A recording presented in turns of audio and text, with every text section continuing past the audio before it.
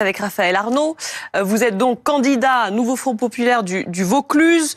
On le disait également, vous êtes fiché par 3 services de renseignement. Ok, donc Vaucluse, donc il a été catapulté. La DGSI. Un jingle de radio. Radio Moufette, priorité sur le direct. Désolé, j'ai pas de soundbox. Le renseignement territorial et la DRPP. Est-ce que vous comprenez que votre investiture... Le Vaucluse, aucune chance. Je sais pas à quel point c'est compliqué. Genre, attendez. Circonscription du Vaucluse. Vote 2022. Alors, ça dit quoi? Merci Sodome pour les 500 bis. La politique, c'est tellement boring. Mais... non, ouais. Je rien à dire. Bon, où est-ce qu'on voit les résultats? Ouh là là. Rassemblement national, 59. 31% des voix et 53% de second tour. 23 LREM et NUPES 21,8. Ah ouais, c'est mal barré. Ouais, c'est un peu force à lui, hein, mais j'y crois pas trop du coup. Si, elle est gagnable. Mais comment elle est gagnable? Genre, comment tu dis? Ah, c'est... Créer quand même un malaise à gauche. Je vous avoue que je ne m'attendais pas du tout à ce niveau de déversement. Waouh, ils ont mis direct, regardez, Raphaël Arnaud, candidat fiché S. Waouh, ça me fascine. Déjà, en fait, moi, la question que je pose, c'est est-ce qu'on est censé savoir que les gens ont une fiche S? Genre, c'est pas un truc secret renseignement? Donc déjà, donner l'information, c'est... De haine, de... Non, non, tout le monde peut savoir. De propos absolument qui horrible en fait à mon endroit. Merci Emodem pour le raid. Merci beaucoup. Bienvenue les gens. Vous prenez le relais. Vous êtes passé de Radio Emodem et bien sûr sur Radio Moufette, priorité au direct. On est aujourd'hui en compagnie de moi-même et du chat. Et on regarde Raphaël Arnaud qui est passé chez BFM TV. La purge. La purge. Ça commence bien le premier encart. Raphaël Arnaud, candidat fiché S. Ça va bien se passer, 30 minutes. C'est... Voilà, bref.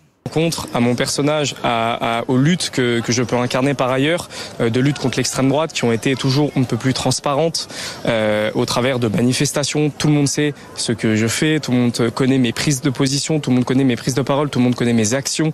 C'est quelque chose qu'on ne peut pas me reprocher. D'ailleurs, certains de vos confrères... Hein, Le héros. Bah apparemment la circonscription elle est dure à gagner. Hein. Il est clean Raphaël Arnaud. Mais c'est pas LT, c'est écrit LT, non? Député cogneur, ça me plaît à mon côté mascu. Bah, en vrai. De BFM. Moi, j'aime bien les antifas. Hein. Sont venus plusieurs fois. Quand bien même il y en a, c'est des bandeurs, il en faut. Hein. M'interviewer sur, je pense notamment à la manifestation, la contre-manifestation qu'on a organisée contre les néo-nazis qui défilaient dans Paris le 9 mai dernier. Sauf que Raphaël Arnaud, ils ont bien pu voir nos activités, c'est-à-dire que on tenait un village. Je peux terminer parce que vous avez quand même passé de longues minutes et de longues heures à déverser des horreurs sur moi, donc je peux m'exprimer devant vos confrères de... Ah ouais, on n'a pas l'avant. Là, il est 21h, toute la journée, ça a dû casser du sucre sur son dos, là. Du sel, du sucre, comment on dit? Casser du sucre? Ou du sel? Bref, mais toute la journée, on a dû faire ça avec lui. Du sucre, hein? Oui, c'est du sucre, pardon, pas du sel. Mais pourquoi du sucre? Parce que le sucre, c'est agréable, genre c'est bon. Alors que le sel, c'est genre, c'est du seum un peu. Et du coup, casser du sucre sur le dos de quelqu'un, c'est sympa un peu.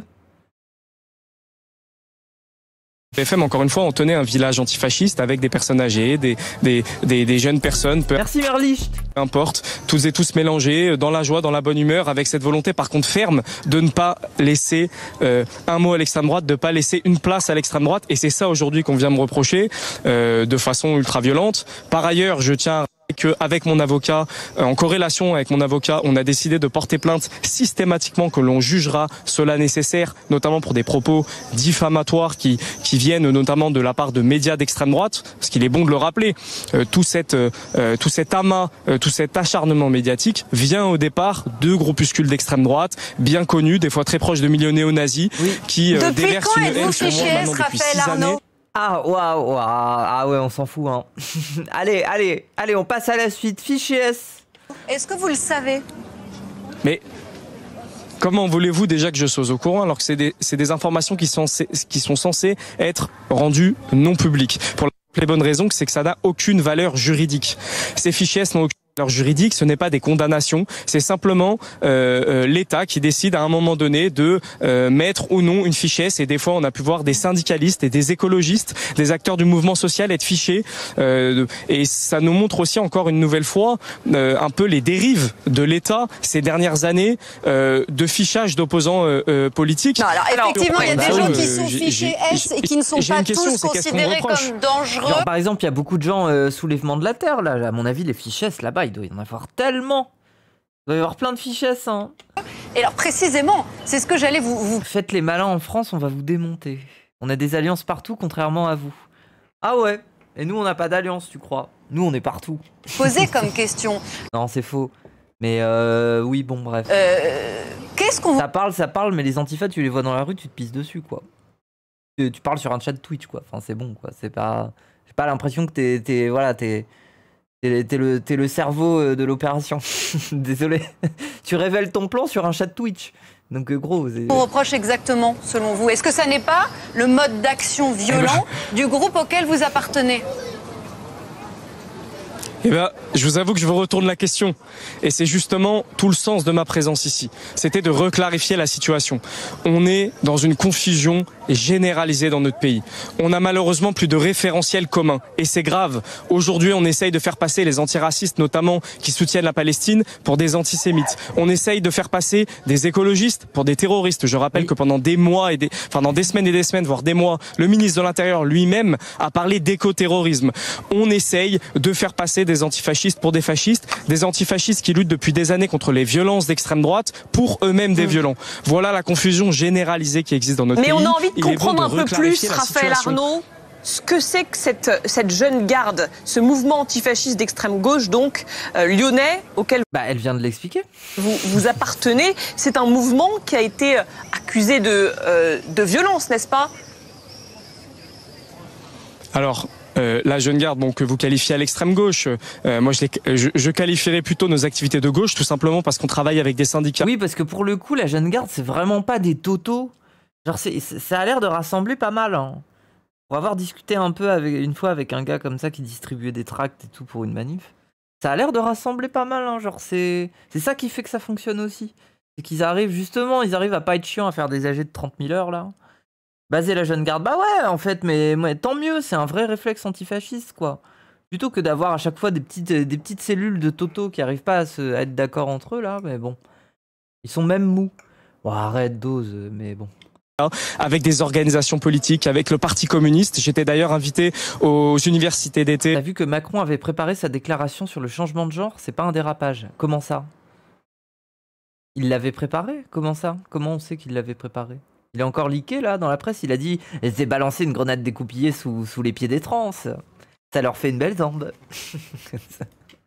d'Europe Écologie Les Verts, c'est quelque chose dont on ne cache pas. Au contraire, encore une fois, nos activités sont transparentes. J'ai été d'ailleurs invité à l'Assemblée nationale pour parler du terrorisme de l'extrême droite. Et j'ai été de nombreuses fois convoité par vos confrères de BFM ou par d'autres pour justement déceler les liens entre ces groupuscules d'extrême droite violents et le Rassemblement national jusqu'au terrorisme. Voilà pourquoi est-ce qu'on leur fait peur. Mais moi, je vous avoue que je porte aussi une responsabilité à la classe médiatique de façon générale, principalement au groupe Bolloré, hein, qui est dans une démarche on ne peut plus politique, de faire campagne directement pour le Rassemblement national. Alors on n'est pas là, monsieur Arnaud, pour parler de nos confrères journalistes.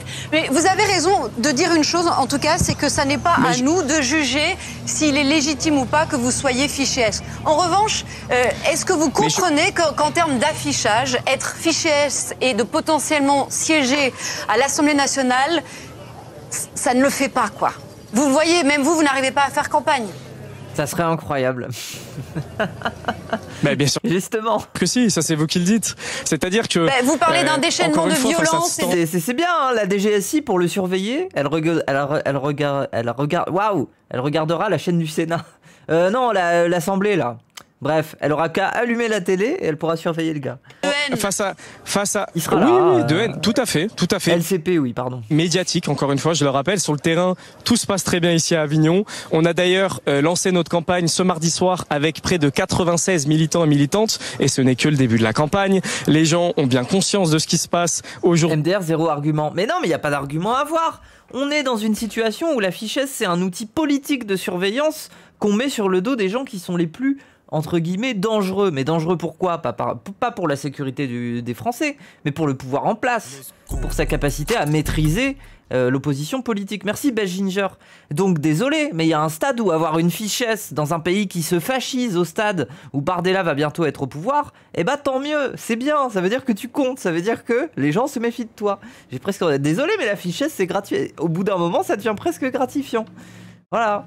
Après, ça concerne beaucoup de choses différentes, la fichesse, mais même chose pour... Il y a plein d'écologistes qui ont des fichesses. Et bah tant mieux, ça veut dire qu'ils se sont bougés le cul. Et qu'au bout d'un moment, ils sont devenus tellement dangereux aux yeux du pouvoir que, hop, on leur a mis une petite fichesse. C'est presque une médaille, en fait. Aujourd'hui dans la classe médiatique, et encore une fois, je venais porter la responsabilité que vous avez en tant que journaliste. L'heure est grave, l'heure est à la clarification. On parle de violence, moi je viens vous parler de députés du Rassemblement National qui ont été élus la dernière fois, qui sont à nouveau candidats, qui eux ont été condamnés. Cette bandeuse, bah comment ça cette bandeuse ? Enfin, les gens, enfin je veux dire, au bout d'un moment, quand t'es un militant, que tu vas un peu au bout de ton truc, que tu t'engages ou que tu fais des trucs, je sais pas moi, enfin je veux dire, rappelez-vous Chomsky qui a fini en prison, enfin c'est une histoire, ça se répète quoi. Bien évidemment que le pouvoir il joue ses cartes, que ça soit des fichesses, que ça soit des accusations médiatiques, et on verra, peut-être des peines de prison ou des trucs comme ça derrière, hein. Enfin bref. Donc oui bien sûr, c'est tout, c'est la lutte, hein. C'est ce qu'elle coûte. Mais tant mieux, genre. On me suspecte de violence, potentiellement peut-être que... Moi, je viens vous parler de députés qui ont commis des violences, comme Frédéric Boccaletti, député sur la 7e circonscription du Var, qui est à nouveau reconduit, qui a été condamné pour des violences, notamment avec un groupe qui avait une arme à feu, et qui tenait d'ailleurs une librairie négationniste, puisqu'on parle régulièrement d'antisémitisme, à juste titre, lutte qui est ô combien nécessaire, d'autant plus au vu de la période. Donc voilà, encore une fois, la confusion généralisée, et nombre de personnes, vous savez, et ça me touche, et je trouve ça grave, nombre de personnes viennent me dire, bah vous savez, le fait qu'on vienne parler de vous aussi mal sur BFM, peut-être que ça nous dit quelque chose sur la période, et peut-être que vous avez des choses intéressantes à dire. Mais je trouve l'idée, pardonnez-moi, Raphaël Arnaud, l'idée n'est pas de mal parler de vous, on essaie de mieux. Vous avez une responsabilité. Bien sûr. Facho, vous avez que ce mot à la bouche, vous êtes là à cracher votre haine, c'est vous les fachos aujourd'hui, qui cassent des boutiques dehors, l'extrême droite, vous êtes des moutons. Ok, bon, bah c'est quoi le fascisme, gros ? Rappelle le fascisme, hein, en Italie notamment, c'est le communisme par soutien à la révolution russe qui débarque notamment dans les formations en Italie. Alors il y a beaucoup d'anards aussi en Italie, et qui globalement mettent à mal, après la Première Guerre mondiale, les intérêts économiques des bourgeois. Les gens décident d'aller chercher Mussolini pour avoir les espèces de brigades noires là qui vont aller régler la situation. Littéralement, c'est des voyous. Littéralement, c'est des gars, ils débarquent chez toi avec des couteaux, ils te trucident, ils te tabassent, et c'est comme ça qu'on a maté les communistes à l'époque. Et donc, c'est littéralement le roi, et c'est littéralement les grands bourgeois qui ont demandé l'avènement de Mussolini. On est dans une situation similaire, donc c'est bien d'identifier ce qu'est le fascisme. Le fascisme, c'est ça. Le fascisme, c'est les grands bourgeois qui vont chercher la solution radicale quand ils sont plus capables de tenir le pays en matière de revendications sociales et compagnie. Là, ils ont le nouveau Front populaire qui monte, ça les angoisse. Bah, ils préfèrent faire l'alternative de l'extrême droite, et c'est ce qui se passe en ce moment. Bardella, il fait le tour des réunions où il discute avec des grands entrepreneurs, parce que les grands entrepreneurs, ils préfèrent vivre dans un pays fasciste que de perdre leurs intérêts économiques. C'est ça le fascisme. C'est le bras droit armé de la bourgeoisie. C'est pas plus compliqué que ça. Voilà. C'est ça que j'appelle du fascisme. Donc voilà, tu sais ce qu'est le fascisme. Je ne crie pas au loup, facho, facho, facho. Je t'explique ce que c'est. Et c'est ce qui se passe en ce moment dans ce pays. Donc voilà, maintenant, qu'est-ce que tu as à répondre à ça ? Vous avez une responsabilité à reclarifier la situation. Vous m'avez traité comme si j'étais un C'est ce qu'on essaye de faire. On ne parle pas mal de vous. On essaie de comprendre. On vous donne la parole, justement, Raphaël Arnaud, pendant une demi-heure. Encore une fois. Oui, mais pendant des jours, alors très bien, et je vous remercie de me donner la parole enfin, pendant des jours on ne m'a pas accordé cette parole, et nombre de médias ne me l'ont pas accordé, nombre de médias m'ont traîné dans la boue en reprenant non, mais là, tout vous le l'avez en vocabulaire tout cas, de l'extrême Raphaël droite Arnaud. sur les plateaux. Sur la campagne, pardonnez-moi. C'est pour ça que je venais reclarifier la situation, et vous avez une responsabilité en tant que journaliste, ne l'oubliez pas, surtout dans la période à l'heure où non mais moi c'est cette image-là que je trouve terrifiante, regardez. Regardez, c'est là à dire oui, je suis un V100 sur ton chat. Mais gros, c'est ça la situation de ce pays, c'est que dans les médias, on est 1 2, 3, 4, 5, 6, 7 là, 1V7. Et globalement, tous les médias sont à la... Bref, on est dans cette situation, quoi. Bordel. Nous, on a que ça, nous, on a que nos petites chaînes Twitch, pendant que sur tous les médias, ça crache sur le nouveau Front Populaire. On est là, on essaye de tenir le truc, mais on est seul un peu. Je veux dire, vous êtes bien gentils, mais quoi, genre, on est combien sur ce chat-là? On est combien? On est 850. Bon, c'est bien quand même, merci d'être là. Mais bref, on est dans cette merde. Donc commencez pas à dire oui, nous sommes 1V100, nanana. C'est faux. Le système est derrière vous. Tous les éditorialistes vous sucent la bite sur un plateau. Arrêtez de faire les malins. Arrêtez de faire les malins. Arrêtez de faire les antisystèmes. Là, tout le pays vous est servi sur un plateau. Et nous, on est en train de se bagarrer pour... on est dans l'antisystème à ce stade, quoi. Je veux dire, nos médias, ils sont sur YouTube. Ils sont pas sur des chaînes de grande écoute. L'extrême droite, une fois au pouvoir, ferait du grand carnage, notamment pour votre profession. On a compris le message à l'égard de l'extrême droite, mais pardon, mais votre cas n'intéresse pas que les médias. Il suscite aussi le malaise au sein du nouveau Front Populaire. Votre cas ne fait pas l'unanimité et c'est aussi pour ça qu'on veut en parler ce soir et qu'on voulait vous laisser la possibilité de vous exprimer. Je vais vous faire écouter un son de Fabien Roussel qui était hier soir. Oui, c'est ça, Fabien Roussel qui l'a taclé. Sur le plateau de BFM TV et qui a parlé de vous et votre candidature, Fabien Roussel, qui fait plutôt l'unanimité au sein du nouveau Front Populaire. Non. Non. On va l'écouter. Pourquoi elle a besoin de dire ça? C'est faux. Je vous le dis, nous avons demandé à la fait 2%. France Insoumise de retirer ses candidatures. Et alors, qu'est-ce que vous a répondu la France Insoumise? Parce qu'elles sont pour nous contraires aux valeurs que nous comme le reste. Et moi, ça me fascine. Il est pas censé pouvoir se mêler de ça. Je veux dire, c'est bon, mais tenez votre putain d'union encore une semaine et demie. Nous faites pas chier, tenez l'union, quoi. Cassez pas les couilles. Il y a un truc qui a été dit à propos de l'union, c'est que les gens ne se mêlent pas des gens qui sont mis sur les listes. Genre, les gens ne sont pas censés s'en mêler entre différentes formations. C'est ce qui a été dit au début de l'union. Et lui, il est pas capable de dire ce truc, quoi. Ça me fait chier. Mais même de base, hein, je veux dire, même si LFI a fait... Bon, voilà, appelons-la comme ça, hein, parce que voilà, hein, pourquoi se priver du mot? A fait sa purge, on peut l'assumer, hein. Mais c'est pas censé les concerner non plus. C'est pas censé être leur problème. Ils remettent en cause l'union, en fait. Genre, ils sont pas censés se mêler de ça, je sais pas. Le parti le plus majoritaire qui décide, et comme ils ont 200 sièges... Et si elle refuse, qu'est-ce que vous allez faire? Vous allez poursuivre avec eux? Donc juste, ils vous ont envoyé balader. Oui, tiens. Voilà. Bah, comme à chaque fois. Donc c'est pas une union, c'est une dépendance. Non, c'est pas ça, parce que nous c'est une dépendance. sommes en train de construire une majorité. Il y a 577 députés à faire élire dans notre pays. Pourquoi ça marche plus que la NUPES? Construire une majorité avec des socialistes, avec des écologistes, vous n'avez déjà pas été d'accord avec Place Publique. Nous faisons l'alliance. Il n'y a jamais eu un tel rassemblement dans notre pays à gauche. Est-ce que vous envisagez... On n'a rien compris. Comme le demande... Bien sûr que Roussel, il a besoin de ça pour exister, les gens. Fabien Roussel, que vous venez d'entendre, de retirer votre candidature. Comment vous répondez à Fabien Roussel? Oh, est-ce qu'il va le démolir? Qu'est-ce qu'il va faire? Est-ce qu'il va jouer l'union? Est-ce qu'il va le démolir? Non, certainement pas. D'ailleurs, on s'est fait assez discret au départ de cette campagne parce qu'on avait volonté de construire ici localement, posément, avec les acteurs et actrices de cette ville, notamment associatifs, des partis politiques qu'on a pris le temps de rencontrer, encore une fois, en dehors de tout le battage médiatique qu'il peut y avoir. Posément, on a cherché à construire pour lancer enfin, sainement, cette campagne. Et je vous avoue que certains journalistes se posaient la question justement de savoir si j'allais jeter l'éponge. Je vous avoue que j'ai fait face à des violences extrêmes de la part de l'extrême droite. Ils sont venus en bas de mon domicile, ils m'ont attendu dans des gares. Ah, lui, ça m'étonne pas. Hein. Ils ont visé ma famille. Donc voilà dans quelle situation aujourd'hui je me trouve. Vous vous doutez bien que si c'est Fabien Roussel qui est dérangé par un antifascisme, on le rappelle. Et franchement, il joue bien. Hein. Enfin, je veux dire, là, il a même pas essayé de tacler Roussel, il a essayé d'être en mode, moi je suis sérieux. Ô combien nécessaire, et d'ailleurs il a soutenu Missak Manoukian au Panthéon. Évidemment, moi c'est cet antifascisme que je revendique aujourd'hui. Alors certes pas exactement dans le même contexte, heureusement avec beaucoup moins de violence, heureusement encore une fois. Ce que vous dites, Raphaël Arnaud, c'est que depuis que vous avez été choisi pour cette circonscription... C'est vrai que les médias sont d'extrême droite MDR. On est dans un système ultra capitaliste et de gauche. Bah elle est où la gauche? Dis-moi, explique-moi où est la gauche. Bolloré il est de gauche peut-être? Attends, j'ai envie de lire en vrai. Depuis quand un pays d'extrême droite ouvre ses frontières à l'immigration? Mais le pays n'est pas encore d'extrême droite. Je veux dire, explique-moi pourquoi Mélanie a régularisé 500 000 migrants. Tiens, explique-moi ça, tiens. Mélanie, qui estime que Mussolini était un digne personnage de l'Italie. Pourquoi Mélanie a justifié 500 000 migrants? Peut-être qu'il y a une question économique là-dedans. Une question de vieillissement de population et du fait que l'Europe n'arrive pas à renouveler sa population. Donc elle n'a pas trop le choix. Quand bien même elle est d'extrême droite, Mélanie. Donc déjà, explique-moi ça. Depuis quand un pays d'extrême droite accepte que les religions qui viennent du Moyen-Orient? Bah en fait, genre, ce n'est pas un problème. Genre, bien sûr. Genre, bref.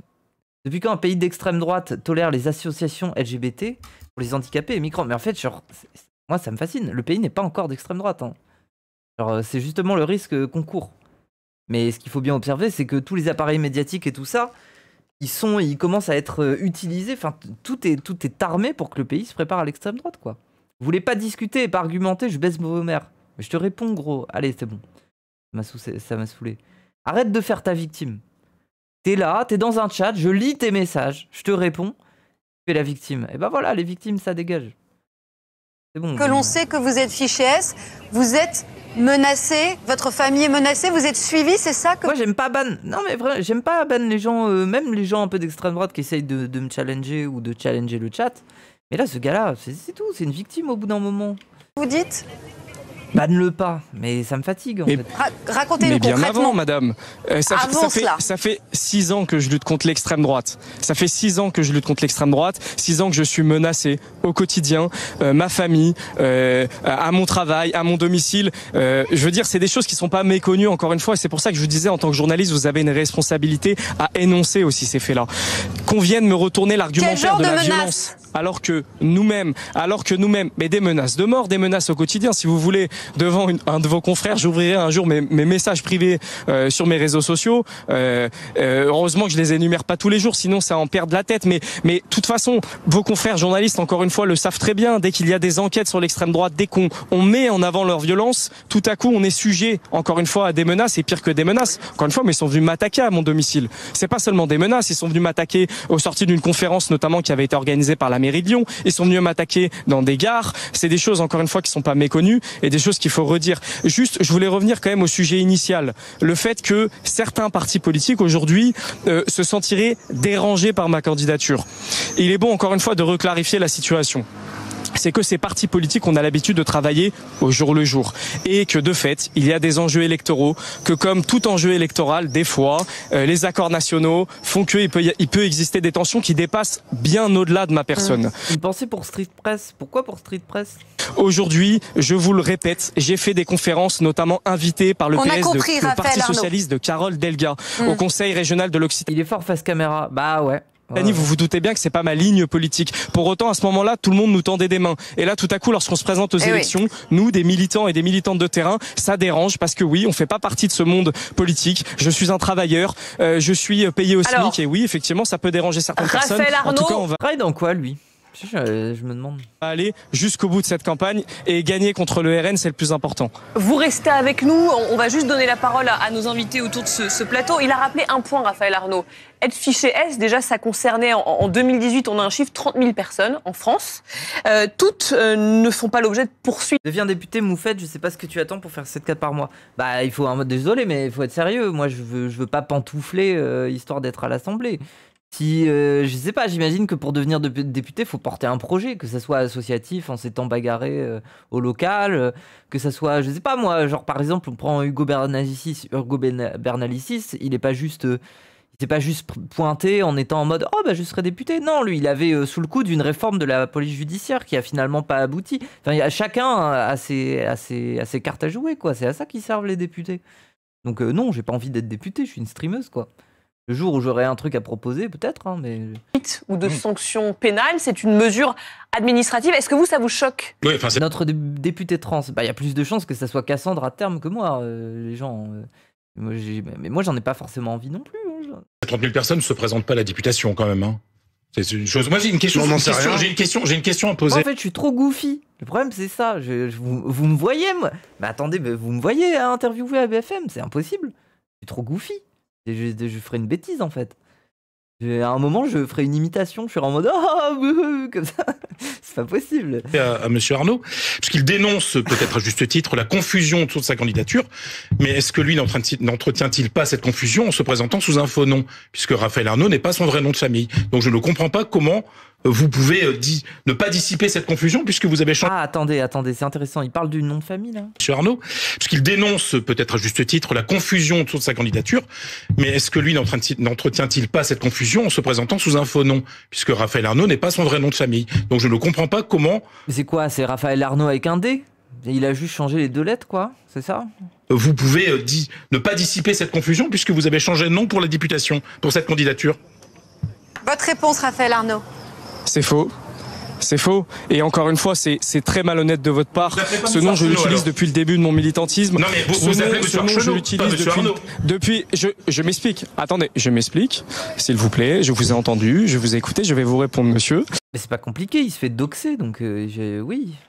Ce nom, je l'utilise depuis le début que je suis apparu à visage découvert parce que la lutte contre l'extrême droite, c'est pas drôle tous les jours. Malgré le fait que, effectivement, j'ai en partie modifié mon nom de famille, ça ne m'a malheureusement pas protégé de tout puisqu'encore une fois, je vous le répète, j'ai été attaqué à mon domicile, etc. Ça m'empêche certainement, encore une fois, quelques attaques. Je rappelle que c'est dans le droit, c'est-à-dire que j'ai le droit, comme Marine Le Pen. Marine Le Pen ne s'appelle pas Marine Le Pen. Et j'ai pas vu sur votre plateau des grandes esclaves parce que Marine Le Pen ne s'appelle pas Marine Le Pen, mais Marion Anne-Perrine Le Pen. Et oui, effectivement, elle a choisi ce nom pour paraître un peu plus prolo. Elle s'appelle Marion aussi?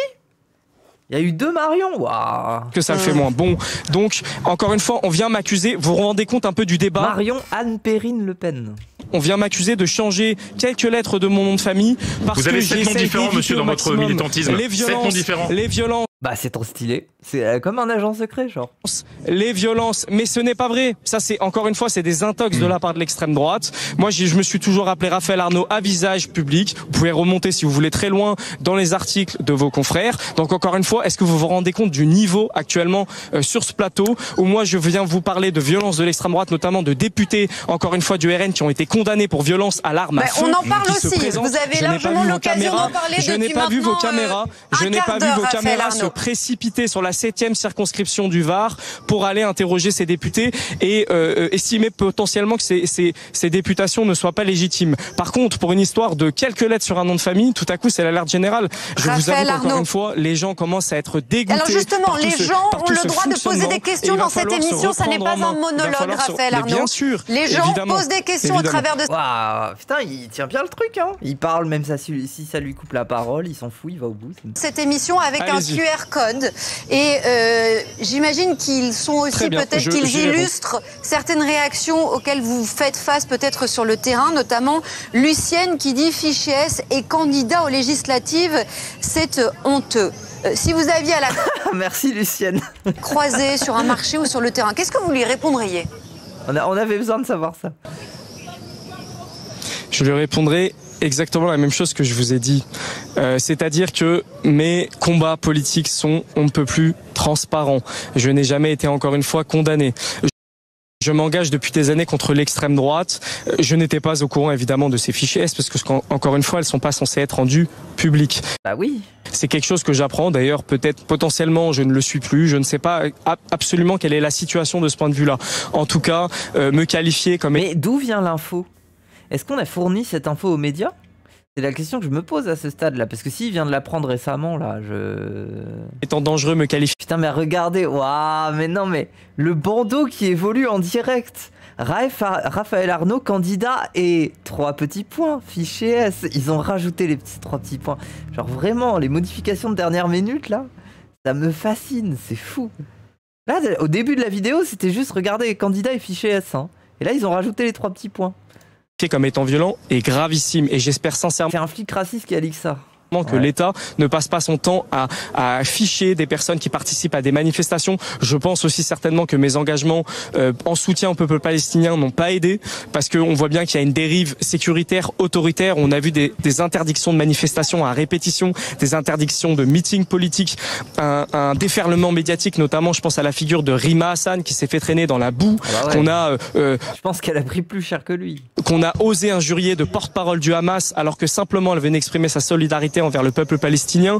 Donc voilà la situation encore une fois actuelle et j'en appelle à... Elle s'est pas pris que l'extrême droite, elle s'est pris les sionistes aussi. Votre responsabilité, je ne le répéterai jamais assez, parce que les gens sont en train de se déconnecter du champ politique et médiatique. Nous avons une responsabilité commune à les ramener à des clarifications et à les ramener à s'intéresser à la vie politique avec des mots d'ordre clairs et sans partir dans tout et n'importe quoi. Raphaël Arnaud, la gauche locale a d'ailleurs déjà annoncé son soutien à une candidature dissidente. Est-ce que vous ne craignez pas quand même que tout ça, ça freine un peu vos électeurs potentiels ? Alors c'est pareil, ça c'est quelque chose qui a été beaucoup répété dans les médias. Je vous avoue que ça me fait sourire parce qu'encore une fois, je suis pas né de la dernière pluie, je sais ce qui se passe. Il y a quelques élus PS, effectivement, localement, qui ont donné leur validation pour une candidature dissidente, comme il existe d'ailleurs dans de nombreuses circonscriptions. Mais du coup, c'est qui est face à lui ? C'est qui la candidature dissidente là ? Donc c'est pas le problème de Raphaël Arnaud, c'est des problèmes bien plus gros qui me dépassent largement, c'est des problèmes de calculs électoraux de la part... Alors, en vrai, les gens, moi j'y crois pas trop, il y a peu de chances qu'ils passent. Hein. Il y a peu de chances qu'ils passent, mais la bagarre aura été glorieuse, quoi. D'appareil politique, encore une fois. La gauche... Merci Charna. Je vous invite à venir nous suivre, peut-être potentiellement sur des actions. Encore une fois, on était près de 100 militants et militantes à s'être réunis pour ce lancement de campagne. C'est un mec du PRG, un mouvement inféodé à Cazeneuve. Waouh. Je ne suis pas sûr que autant de candidatures peuvent jouir pour un début de campagne d'autant de militants. Non, il faut pousser.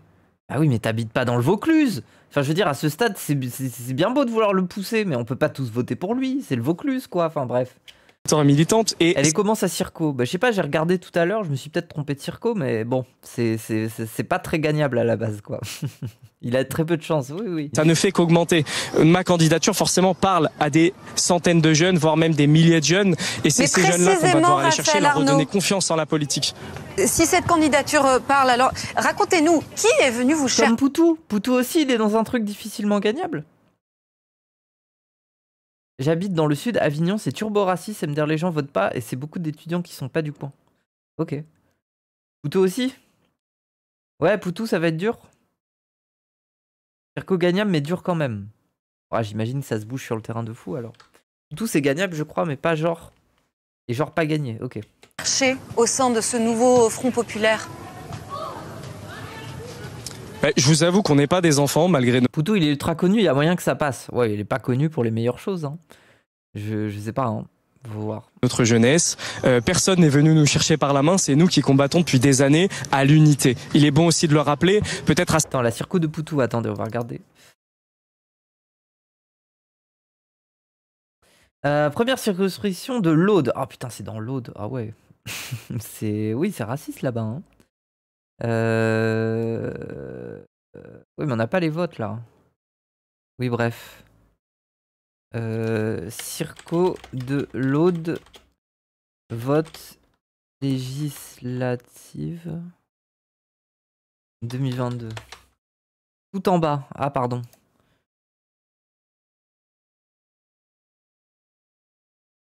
Alors, élection 2024. Et du coup, là, on a Philippe Poutou du NPA. On a LO, on a LR, divers écologistes, régionalistes, RN, divers gauche. D'accord. PS dissident. Il y a un PS dissident face à Poutou. Ils ont mis quand même... Ouais, putain, même Poutou, ça leur va pas. Hein. En même temps, Poutou, quoi. Et du coup, là, c'était quoi? C'était NUPS. NUPS à 13 000 voix. RN à 15 000. LREM à 10 000. Pour l'élection de 2022. Ok. Ok. Bon, bah cool. Enfin, bref, cool. Pas gagné, mais... Certains appareils politiques... Ça se gagne en vrai. Bah, il y a du boulot, mais bon. Qui aujourd'hui... Vous avez très bien compris ma question. Je ne... 2000 voix près, c'est faisable. En 3 semaines de tractage de porte-à-porte de machin... Faut avoir du monde, faut carburer, hein. Mais oui, enfin c'est pas évident quoi. Mais pas du tout en question votre engagement politique et votre mobilisation. Mais je m'adressais pas spécialement à vous par ailleurs. Je veux dire, les gens, par exemple, un militant qui fait du porte-à-porte pendant une après-midi, s'il arrive à convaincre au moins 2 ou 3 personnes de voter, c'est déjà bien. C'est pas évident, hein. Je vous jure, hein, il faut avoir des longues discussions avec les gens et tout. Donc c'est vraiment, après vous multipliez le nombre de militants, vous avez un peu le calcul du taf qu'il faut faire. Bon bref. Quand je prends ce ton, je m'adresse plutôt aux dirigeants des appareils politiques qui savent pertinemment qu'on travaille depuis des années avec eux sur le terrain. Nous avons encore lancé plusieurs semaines avant cette dissolution et avant la création du nouveau Front Populaire un appel à l'unité. Ce que nous avons toujours construit localement dans nos différentes luttes antifascistes avec des syndicats. Le porte-à-porte, ça sert pas à convaincre, on n'a pas le temps. Ça sert à rappeler aux gens de voter. Oui, c'est vrai, mais tu peux quand même convaincre en vrai. Genre, tu peux avoir une petite discussion avec les gens, quoi. Comme la CGT, avec des syndicats comme Solidaire, avec qui nous avons construit notamment des luttes contre Éric Zemmour, avec des partis politiques comme la France Insoumise, comme Europe Écologie Les Verts, comme le Parti communiste français, des fois aussi avec le Parti socialiste. Voilà la situation dans laquelle on est avec la Jeune Garde, voilà la situation dans laquelle on est avec la lutte contre l'extrême droite. Et encore une fois, tout à coup, lorsque vient des enjeux électoraux, certains nous tournent le dos, c'est pas grave. Mais vous ne répondez pas à la question. C'est le jeu politique. Vous ne répondez pas à la question. Et nous, encore une fois aussi, je suis en train de vous répondre, c'est qu'encore une fois, nous, on a cherché ça. On a cherché à faire ce lien-là, et de fait, il est venu de façon assez naturelle, lorsqu'on a rejoint le nouveau Front Populaire, d'ouvrir des discussions, notamment avec la France Insoumise, mais pas que, pour discuter d'une potentielle investiture. Et toute la force symbolique que ça représente aujourd'hui dans la période, que d'avoir un militant antifasciste de terrain, qui connaît parfaitement, encore une fois, les liens entre les groupes les plus radicaux avec des partis comme le Rassemblement National. Putain, mais lui à l'Assemblée, si jamais il est élu, mais il va être fou, hein. Que littéralement, dans l'hémicycle, en face de lui, il aura tous les gars dont il connaît le visage, il sait très bien avec quel groupe ils sont en lien et tout. Enfin, je pense qu'il y a de quoi être fou, hein. Après, c'est trop bien, mais... de participer à ces élections jusqu'à l'Assemblée nationale. C'était très fort dans la période aussi d'envoyer des jeunes comme nous qui ne baisseront jamais les yeux face à l'extrême droite, qui ne seront jamais dupes face à tous les programmes racistes. Pablo, dans 100 ans, il y a des rues à son nom. Oui, bon, ça va, quoi. Déjà qu'il faut se bagarrer pour avoir des rues Aimé Césaire, des fois, là, bon. Rêvez pas, quoi. Bon, après, Aimé Césaire, il est noir et c'est un autre contexte. Mais vous voyez ce que je veux dire. Enfin, ça dépend de l'histoire, ça dépend du sens du vent. Guillaume Vivien, on sait en tout cas que Raphaël Arnaud a le soutien de Manuel Bompard. Puis après, peut-être que dans 100 ans, il y aura plus de rues. Il y aura genre des bâtiments volants. Et du coup, ça sera des drones et des robots. Et de Mathilde Panot, par exemple, au sein de la France Insoumise. Oui, et de très nombreux autres militants et militantes, y compris de cadres politiques. Moi, j'aimerais rappeler deux choses, parce que j'écoute ce que dit Raphaël Arnaud, j'écoute aussi ce que disent les avocats et les avocates lorsqu'ils ont à traiter. Ah, lui, c'est le mec de regard. Lui, bon, je me méfie de lui, là. Après, je connais pas bien Regard, mais ça me... Bref. Il a fait des interviews, mais bref. Cette question des fichiers S, l'opacité en fait de ce système est quand même excessivement problématique. C'est-à-dire que, normal. Comme il l'a très bien dit, non, c'est pas tout à fait normal. Aussi, non, bah oui, mais c'est totalement arbitraire. Excuse-moi. Non, mais c'est totalement arbitraire. C'est-à-dire qu'on ne peut pas s'y opposer. C'est-à-dire que si demain Raphaël Arnaud veut dire, bah c'est pas possible, pourquoi est-ce que juste fichier S, on n'est même pas obligé de lui répondre. C'est financé par Monsieur Legrand, le milliardaire qui a fait les dîners là, c'est lui. Les raisons pour lesquelles il est fiché S, ce qui est quand même un gros problème, parce que du coup, ça sort dans la... Oui, mais là, ça sort dans la presse, il a notamment raison, dans la presse d'extrême droite, et on lui dit, vous êtes fiché S, mais il sait pas pourquoi. Regard, c'est Clémentine Autain. Ok, je savais pas. Moi, je l'avais découvert à une époque où il avait fait une interview de... Enfin, Regard avait fait une interview de... Merde, comment elle s'appelle Merde. Celle qui a fait Le ventre des femmes, celle qui a fait Féministe décoloniale et tout ça, là. J'ai oublié. Stigler. Non, pas Stigler. Stigler sûrement, mais... D'ailleurs, elle devient quoi, Stigler? C'est vrai qu'on la voit plus. Oui, Françoise Vergès, oui. Elle devient quoi, Barbara Stigler? On la voit plus, hein. Et donc, il peut pas se défendre. Il peut pas dire, bah non, genre, j'ai pas fait ça. Non, je n'ai jamais été condamné. Enfin, en l'occurrence, il n'a jamais été condamné. Et c'est un énorme problème. On ne connaît pas l'étendue des fichiers. Tout à l'heure, Fred a dit... C'est déjà produit un député fiché. Elle a écrit des tweets, elle tweet. Ok. Alors, mais c'est ça qui est intéressant. Tout à l'heure. Ou du moins, tout à l'heure. Ah ben voilà, c'est ça le problème. Tout à l'heure, Fred a dit, ah bah oui, mais il y a un député. Est-ce qu'on peut être fiché S et se présenter à l'Assemblée nationale? C'est unique, je sais pas quoi. On n'en sait rien. Si ça se trouve, il y a d'autres députés qui sont fichés S. Mais on ne sait pas. Je vous disais qu'il n'y avait pas 30 000. Les 30 000 fichiers S. Les 30 000 fichiers S, on ne sait pas si dedans il y a des députés ou pas, puisque c'est secret. Donc ça, c'est le premier problème. La deuxième chose, c'est tout à l'heure, vous avez mentionné le Parti communiste en parlant de Fabien Roussel. Le Parti communiste, il sait ce que c'est le fichage des opposants politiques. Bah oui. Dans les années 30, les communistes, y compris des cadres politiques du Parti communiste, y compris des cadres politiques qui ont fait partie du Front populaire de 1936, étaient fichés politiquement par le gouvernement et par l'État. Bah donc que lui dise cela, ça n'est pas anodin. Si Fabien Roussel le dit, c'est que ça traduit peut-être un malaise qui dépasse... Non, c'est juste que c'est Fabien Roussel le malaise en soi, mais bon. Sa personne. Je comprends. Pour autant, dans l'histoire... C'est le malaise du Parti communiste en lui-même. De la gauche, cette question du fichage des opposants politiques et notamment de ceux qui sont engagés contre... Si c'est secret, pourquoi c'est public pour lui? Parce qu'à mon avis, l'info a leak pour que ça alimente les médias. Genre en ce moment, tout est bon, hein. Tout est bon pour faire la guerre. Hein. Donc ça a leak pour ça, je pense. Dans la lutte antifasciste et monnaie courante. Donc au bout d'un moment, le fichage des citoyens sur les opinions politiques, tu sais, quand tu travailles pour un député, tu vois, et ils connaissent à peu près, il y a des petites fiches, ils connaissent à peu près l'orientation politique de chacun des électeurs. Oui, mais la question... Oui. La question n'est pas ça. La question, c'est comme a dit Charles Sapin. Comme a dit Charles Sapin tout à l'heure. Il a une tête terrifiante, lui. Alors, c'est un chiffon rouge, en fait, qui est agité pour essayer de décrédibiliser Raphaël Arnaud et son combat qui est tout à fait... Charles Sapin qui essaye d'en placer une. Charles Sapin. Merci beaucoup. Non, Prends votre défense, Charles. Merci beaucoup. C'est juste un petit problème. Vous parlez du fichage. C'est exactement ce qui est aussi reproché. Charles Sapin. Au collectif de la Jeune Garde. Et puis, on n'est pas obligé d'aller jusqu'à cette fiche S. Le problème, c'est que monsieur Raphaël Arnaud, qui est encore avec nous et qui va peut-être pouvoir nous répondre, mais a menacé de mort une militante identitaire et sa voix a été oui, je vois, enregistrée. Alors moi, j'aimerais bien savoir si il reconnaît ce geste et deux, est-ce qu'il s'en repent? Alors la réponse donc. Il a mis un coup de pression à comment elle s'appelle, Alice Cordier, c'est ça, non? Raphaël Arnaud qui effectivement est toujours avec nous. Encore une fois, c'est assez grave ce qui se passe sur le plateau. C'est-à-dire qu'on vient me suspecter une nouvelle fois de choses qui ont été sorties, on le rappelle, par des groupuscules identitaires, qui ont été largement relayées sur des médias d'extrême droite, des vocaux, effectivement, qui ont été sortis, qui étaient juste hallucinants, potentiellement avec des montages, je sais même pas comment... Il était avec Raz face à la youtubeuse, mais non, c'est un Lyonnais.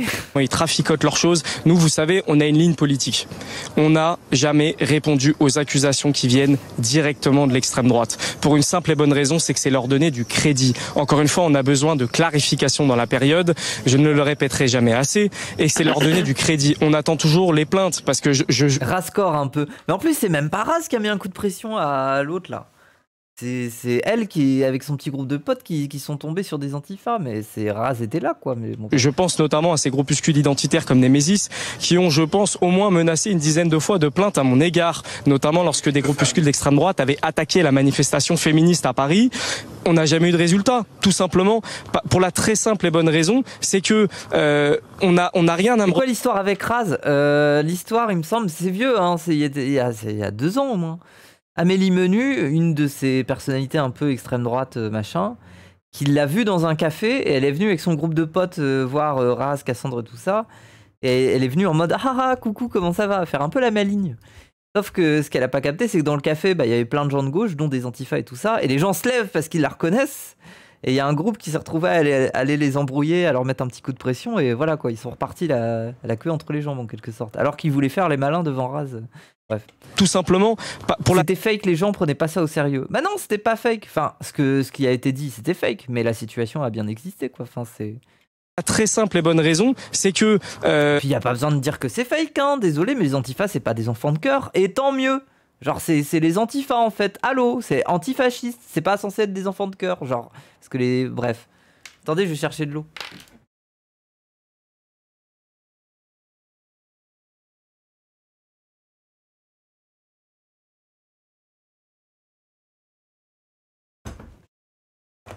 Alors désolé, ça me rassure de me dire que des antifas soient pas des enfants de cœur en fait, qu'ils soient capables de mettre des coups de pression. Que derrière ça sort des chlasses. Ça sort des barres de fer et des chlasses et ça tape dans le dos. C'est ça que font les fachos. Donc tant mieux. On n'a rien à me reprocher encore une fois. Et voilà dans la situation dans laquelle on est. Et là encore une fois, j'emporte à votre responsabilité d'arrêter de reprendre toutes les fake news de l'extrême droite. Mon mouvement politique et moi-même ont été accusés à tort et à travers de multiples choses ignobles, je le répète. Je ne vais pas vous en faire la liste parce que ce serait encore une fois leur donner du crédit.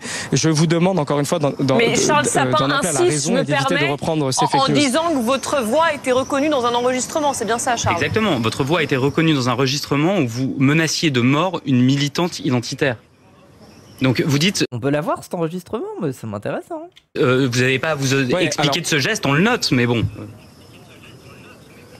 Alors, je vous avoue encore une fois, je ne sais pas exactement quelle est la nature de cet enregistrement. Je ne sais pas s'il y a des coupures. Vous savez, les montages aujourd'hui, c'est quelque chose qui est malheureusement viral. Je pense notamment à Rima Hassan. Vous savez, qui avait fait une vidéo sur YouTube. Il y avait eu plusieurs coupures de sa vidéo.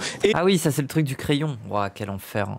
Le crayon. Hein. Et on en faisait une porte-parole du Hamas. Et ça avait fait un buzz médiatique. Mais donc c'était bien votre voix quand même. Sur de nombreux médias, qui a été démenti depuis. Comment? Vous dites quand même que c'était bien votre voix. Je vous avoue que je ne sais même pas encore une fois. Alors ça sert à rien de passer 10 minutes là-dessus. Juste une chose. On a entendu que vous ne vouliez pas répondre là-dessus. Mais peut-être pour conclure, faire confiance en fait à la justice de notre pays.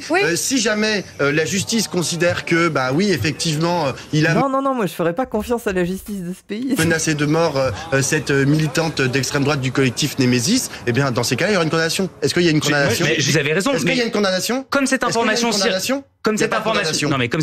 circule, c'est aussi très démocratique et de lui donner l'opportunité de répondre de ce qui circule. De la même manière, j'aimerais poser une question très importante à monsieur Arnaud. Êtes-vous prêt à accepter le résultat des urnes pour votre circonscription? Mais si par exemple le Rassemblement national obtient la majorité absolue et forme le gouvernement, êtes-vous prêt, puisque vous êtes inscrit dans une démarche démocratique, à accepter le résultat des urnes ou à faire comme les Trumpistes au Capitole?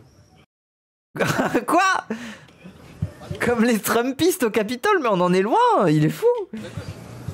Ah bah justement l'inversion des valeurs, encore une fois, la clarification politique, on y revient sans cesse. Ouais, c'est une dinguerie, faire le parallèle entre les antifas et les Trumpistes, ouais bon.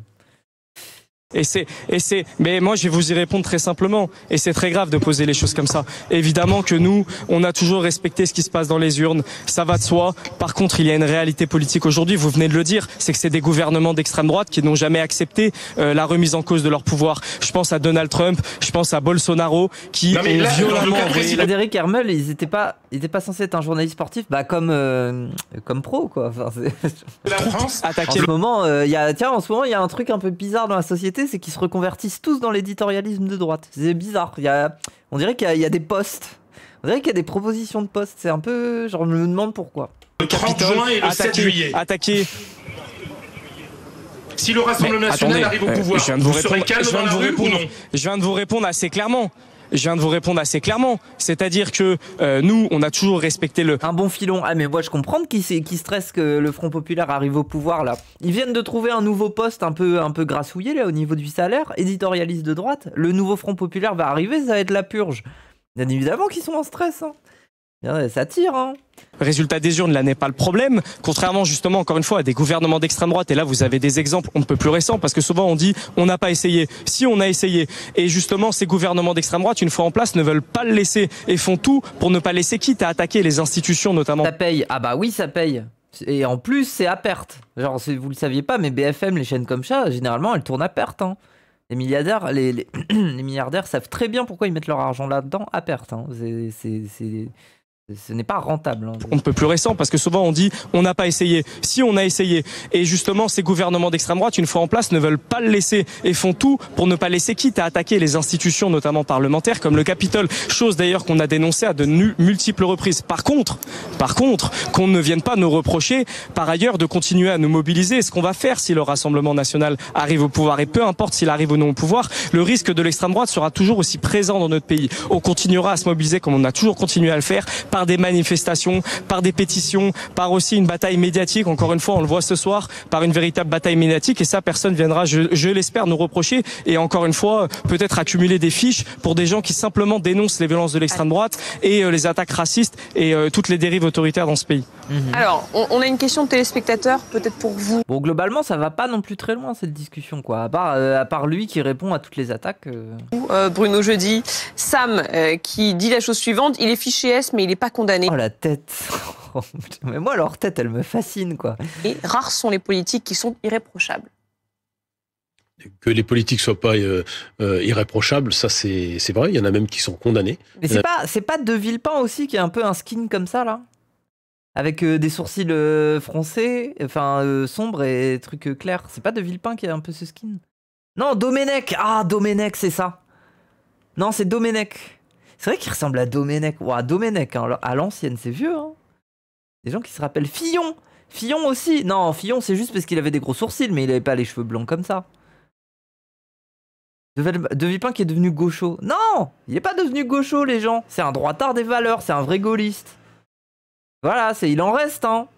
Des bourgeois gaullistes, il en reste, mais ils sont rares. Même qui ont été condamnés, qui ont purgé de la prison ces dernières années, des bracelets électroniques, on a tout eu ces dernières années. Il y a même globalement plutôt un durcissement des peines à l'endroit des politiques sur on va dire les 15 dernières années, après avoir longtemps eu, c'est vrai, bénéficié d'un certain laxisme. Donc cette question-là, elle a plutôt été tranchée. Après, on entend les arguments de Monsieur Arnaud. On peut quand même se poser la question, personnellement, d'être fiché S, même si je ne sais pas comment il l'a appris. Il y a un problème à se présenter ensuite à une élection législative. Peut-être que d'autres personnes dans son mouvement qui sont... Oui, bon, on s'en bat les couilles de ton avis, tu dis comme les autres, quoi. Pas fiché S pourrait représenter ce mouvement. Ça pose quand même une question, et je pense que pour beaucoup d'électeurs, c'est une surprise. Alors, lui dit que non. Pas sa circonscription, mais on a bien entendu qu'il avait l'air plus déterminé que jamais. Raphaël Arnaud, juste une dernière question. En tous les cas, ça gêne quand même des responsables de gauche qui sont membres de ce nouveau Front populaire. Et précisément, Raphaël Arnaud, parlons juste un petit peu d'autre chose pour conclure.